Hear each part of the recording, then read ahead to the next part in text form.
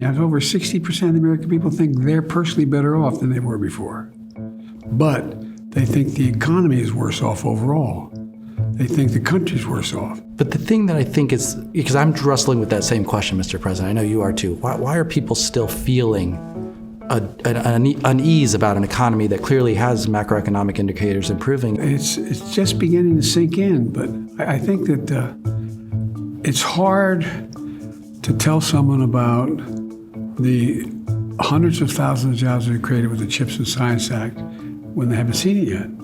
As debates rage about Joe Biden's economic legacy, I wanted to sit down with the president himself to understand it. What was the vision behind Joe Biden's agenda? What did it deliver for working class Americans? And where does the president himself feel like it didn't go far enough? Mr. President, over the period of your life, I feel like there's been a change in CEO culture. I'm wondering about your observations of it, because I feel like, when you were growing up, my impression is that if you were a major business leader, you cared more about your workers, but we've gotten to a place that it feels that this shareholder profit being the only be-all, end-all in the stock price is the way in which CEOs think about businesses. And I wonder if, from your observation dealing with CEOs a lot, what do you have to say about CEO culture in America? Well, that's how they get compensated. The stock price goes up, their salary goes up. I think the compensation culture is off. And I also think we're moving back, though. That's why fundamentally I wanted to change the dynamic. Mr. President, you came into the Senate in 1972. People didn't follow stock trades, and you could have, if you wanted to get wealthy. You could have gone in early on Google and Boeing and Microsoft and NVIDIA and Amazon. You could have been an early investor. You didn't, correct me if I'm wrong, didn't own any stocks for that whole period of time. When nobody was looking, there was no stock act, nobody was checking you. Why? Look, for 36 years, I was listed as the poorest man in the Senate. Not a joke. You know that listing they had? I mean, in Congress, not the Senate, House and Senate. I never thought I was poor. I had a salary that a senator made. But, I don't know how you look your constituents in the eye and know because the job they gave you an inside track to make more money. I think we should be changing the law that we have to, but we abide by at the federal level, that nobody in the Congress should be able to make money in the stock market while they're in the Congress. Everything I've done in my career has been designed to change the trickle-down economic theory to a theory that talked about how we're going to deal with benefiting people by increasing productivity, by buying American, by selling products that are made in America, et cetera. Mr. President, you grew up in a generation that I think we've moved a little bit away from, where people would check the back of their the tags on the back of their shirts. And what were they looking for? Made in America. Yep. They look at the VIN, the vehicle identification number on cars. What were they looking for? Made in America. That seems to mean something to you. There used to be a situation where we made it in America, but what happened? Corporate America got greedy. And what they decided to do was find the cheapest labor in the world, send the product they were going to make to that state, that place, that nation, and import the product back. And so, not my watch. What we do is we're making sure we make it here. It gives people a real shot. I really mean this. It sounds corny, but everybody deserves a chance. So when I got in office as president, I tried to do what I used to work with Bernie doing too and others, well, not all the years I was in the Senate. That is, give people an even shot. And the way you do that is you provide for an opportunity to build the economy not from the top down, but from the middle out and the bottom up. And so that's why I worked so hard to pass some of the early legislation. President Biden passed 3 major laws investing trillions of dollars in American manufacturing and infrastructure: the Bipartisan Infrastructure Law, the CHIPS and Science Act, and the Inflation Reduction Act. We used to make those little computer chips about the size of the end of my little finger here. Well, we used to make 40%. We invented them. We made 40% of them. We made virtually none anymore. So what happened was when the pandemic came and those factories in Asia closed down that were making these chips, guess what? A new automobile needs 300 of them. We didn't have them. Computers, cell phones, a whole range of things. We didn't have them. So what happened? Price of automobiles skyrocketed. There's 60, 70, 80 billion dollars in computer chip manufacturing occurring here in the United States now. We're virtually gone. But the problem is, we knew it's going to take a while for the to get shovels in the ground and get it moving, so I haven't seen it yet. But you don't need a college degree to make them. You know what the average salary is? $103,000. And it goes into all the construction going on, the skilled craftsmen. And the next guy, obviously, he has thoughts on whole tariffs and all kinds of things he wants to do. But correct me if I'm wrong, but you have a vision too of targeted tariffs in which you think for the preservation of American jobs and communities, they can be useful. Help educate people. How should we think about tariffs, Mr. President? If we allow a country, China for example, to flood the market with a product where they're paying the equivalent of 1/3 we're paying employees to do, and they're not getting paid at home, guess what? That puts Americans out of work.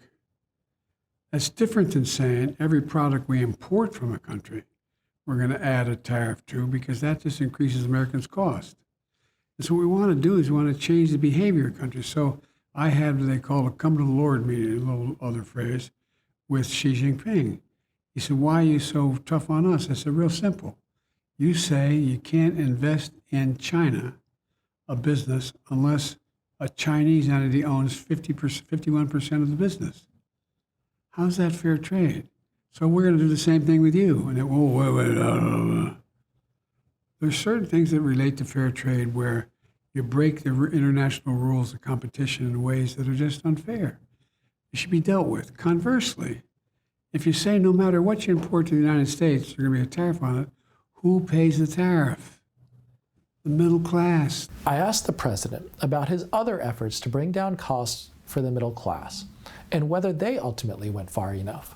I was finally, after all these years, with the help of guys like Bernie and others on the floor, allow Medicare to negotiate how much they'll pay for a drug that they're being paid for Medicare. Well, they fought that for years. Well, guess what? It's now the law. Now, for the first time, Medicare is able to negotiate these prices. Guess what it's doing?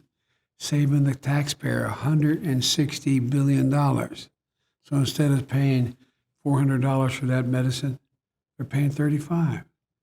So the point is that corporate greed got out of hand, in my view.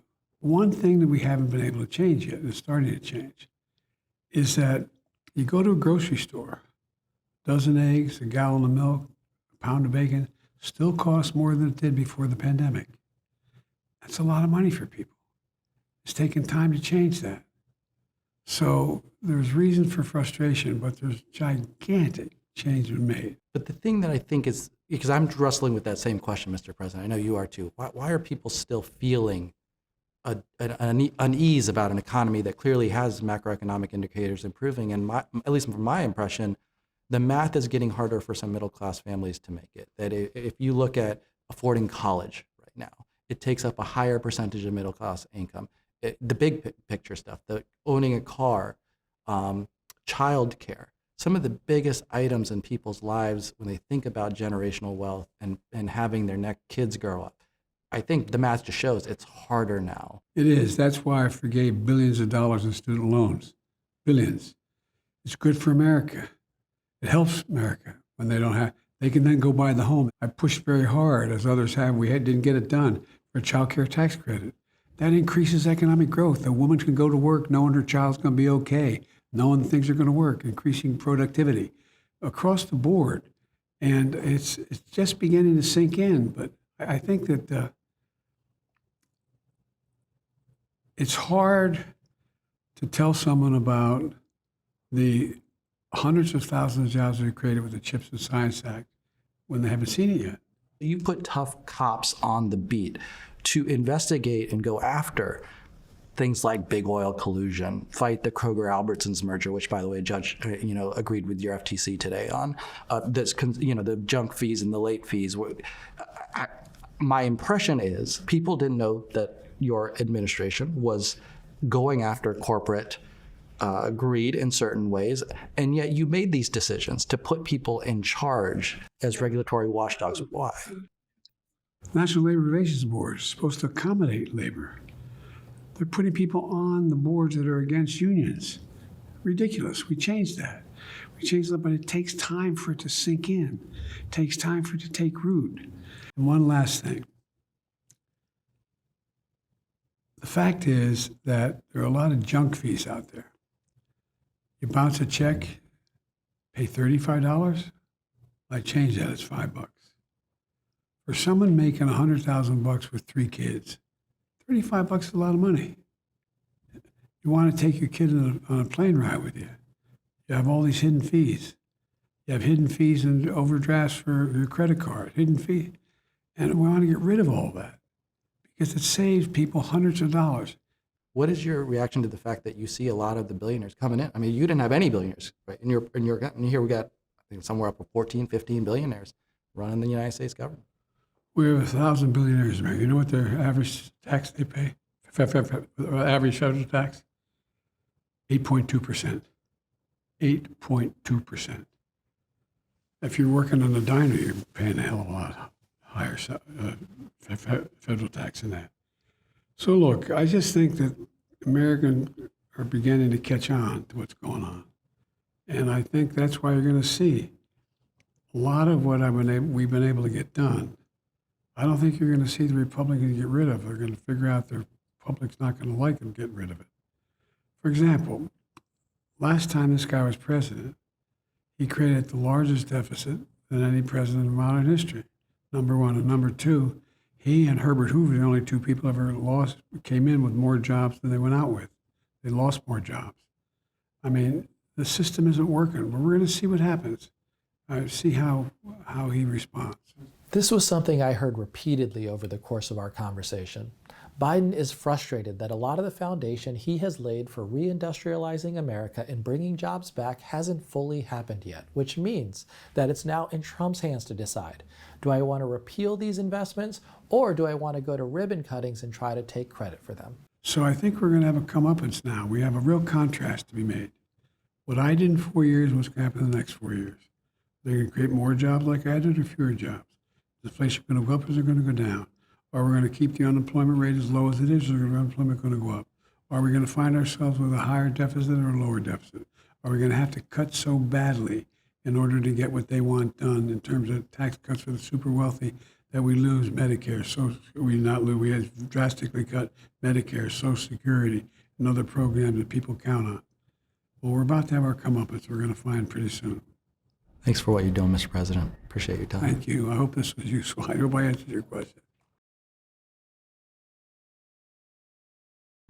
Thanks for watching. Don't forget to like and subscribe to see more videos like this one. And if you ever have any ideas for what More Perfect Union should cover next, please drop them in the comments. Thanks.